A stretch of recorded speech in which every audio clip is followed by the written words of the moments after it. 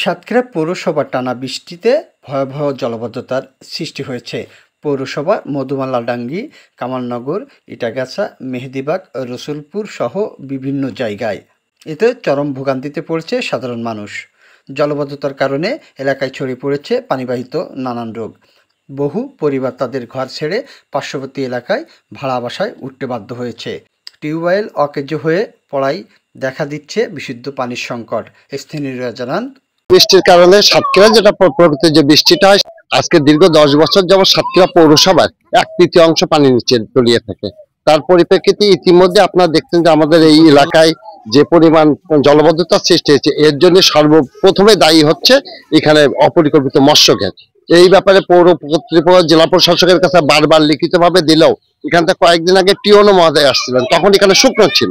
আমরা তাদেরকে বললাম যে এই খালগুলো থেকে এই ঘেরগুলো যদি আপনি কেটে না দিয়ে যদি পানি বের করার পথ না তৈরি করেন, তাহলে এই এলাকার মানুষ পানির নিচে ডুবে থাকবে। আজকে এমন একটা পরিস্থিতি, এই এলাকায় শুধু এই দুখানা জায়গায় আপনি দেখছেন যে শুকনা, বাকি জায়গায় পুরো এলাকাটা পানির তলায় ডুবে আসছে। আজকে এখানে মানুষরা বাথরুম করতে পারছে না, মহিলাদেরকে বাথরুম করতে হচ্ছে রাত্রে। মানে স্যানিটেশন ব্যবস্থা টোটালি ভেঙে পড়েছে।